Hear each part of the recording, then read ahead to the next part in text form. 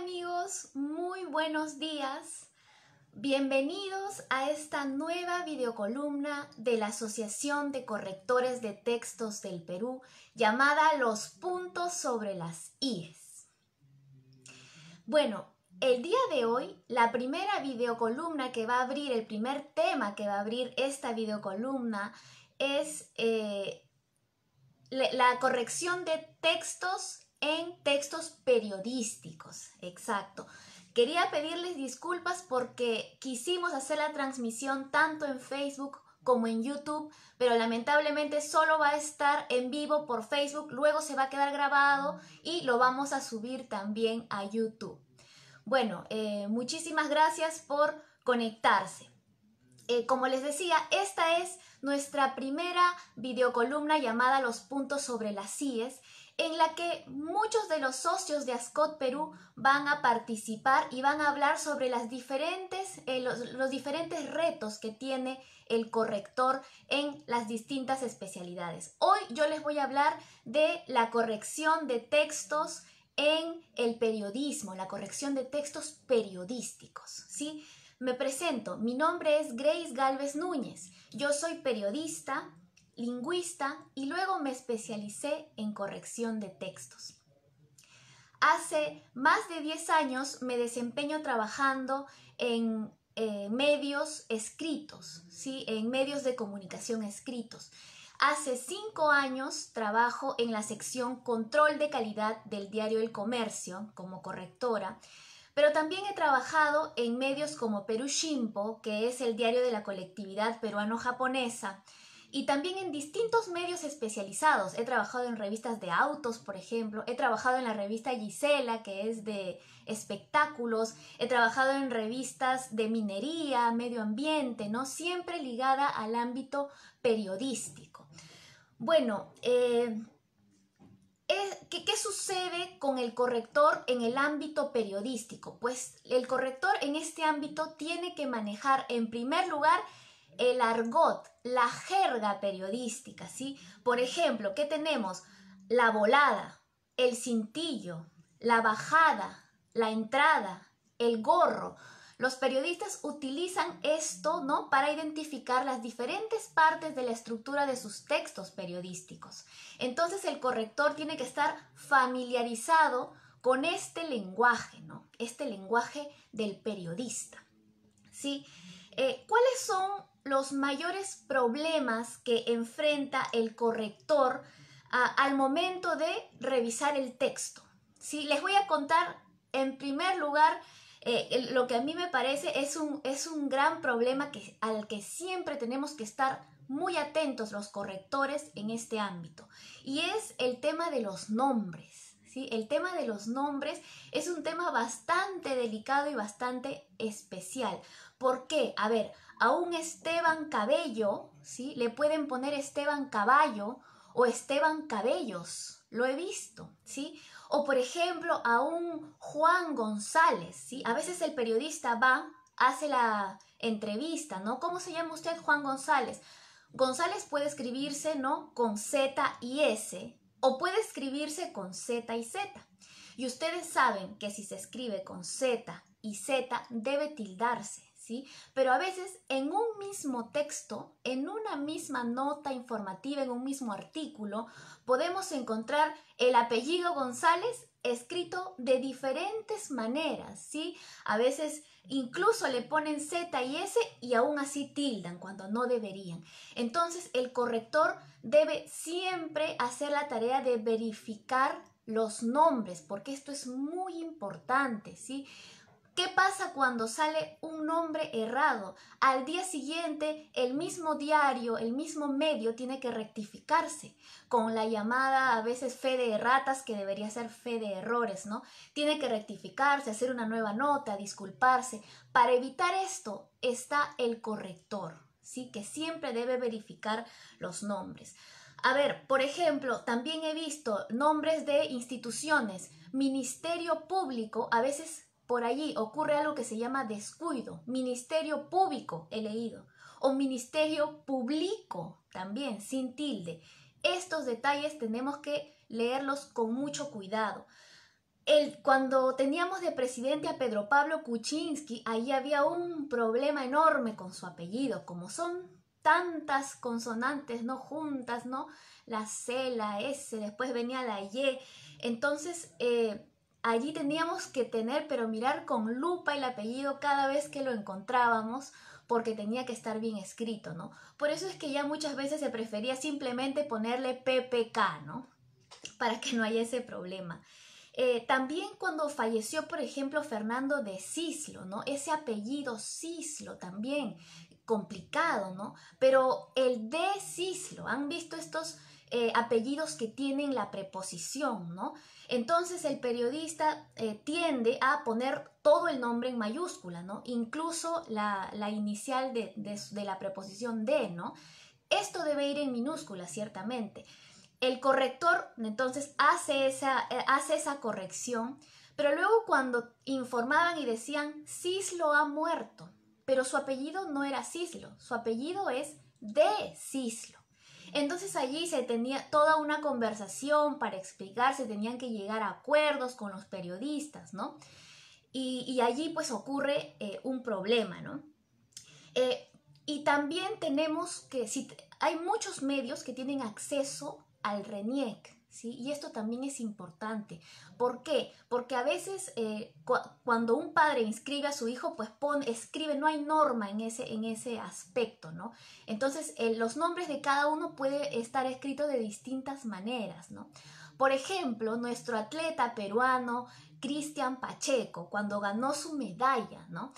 Cristian, usualmente uno lo escribe pues con esta H después de la C, ¿no? Cristian, ¿no? Es lo usual.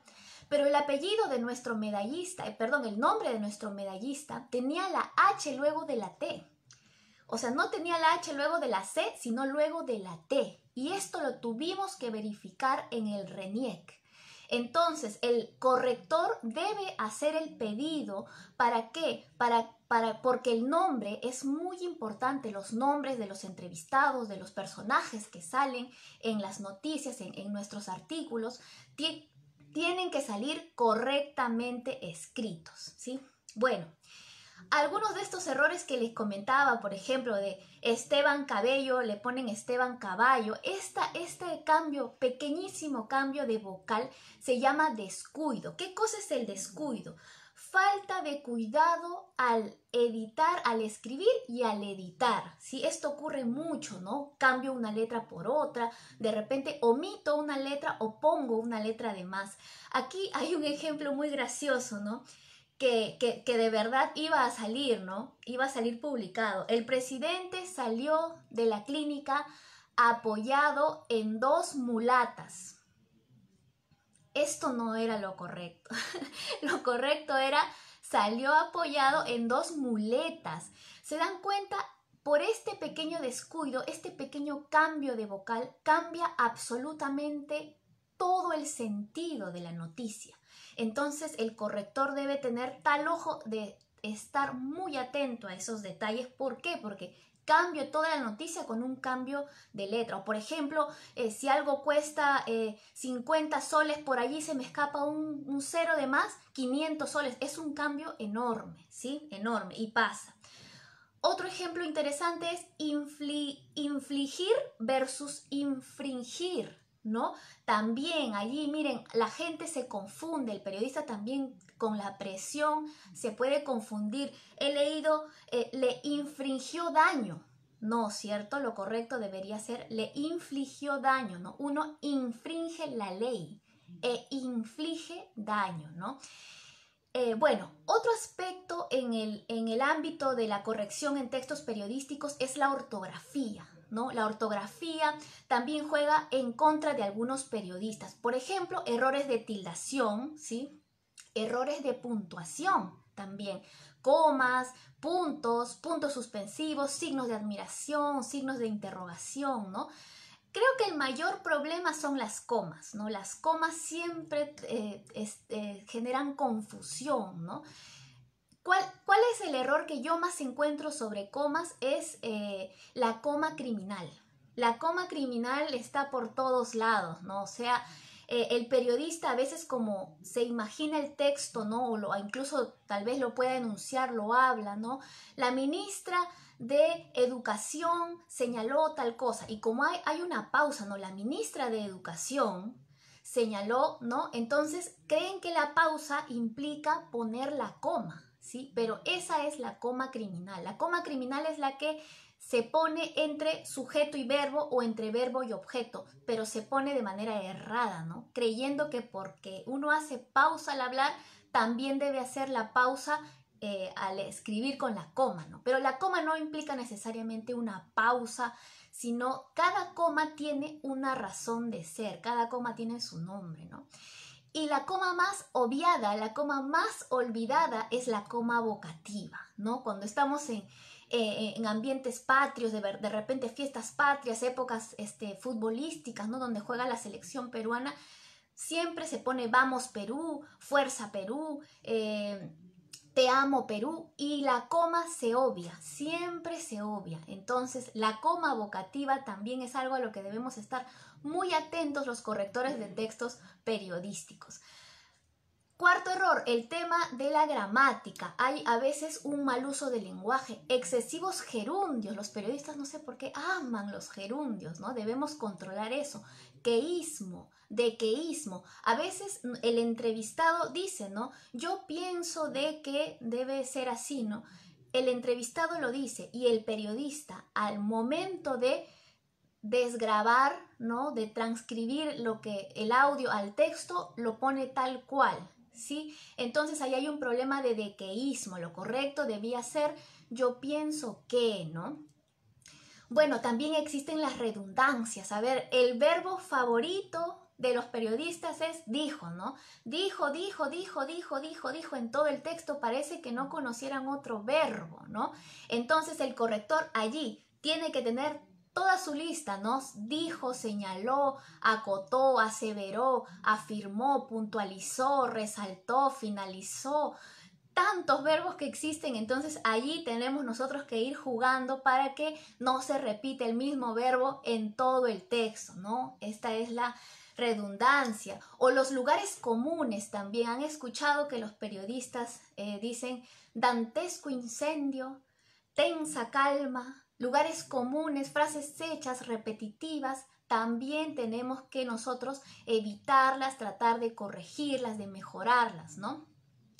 Y también hay un problema grande que es la falta de rigor periodístico, ¿sí? A veces se presentan imprecisiones en los datos, ¿no? Por ejemplo, con el tema de los nombres también, con estos cambios a veces que tenemos de los gabinetes ministeriales. El gabinete cateriano, por ejemplo, duró tan poquito, ¿no? Y cuando el periodista ya empieza a familiarizarse con los nombres de los nuevos ministros, lo cambian y entonces al momento de redactar la nota a veces se les puede ir, ¿no? Ponen el nombre de un ministro que ya no es.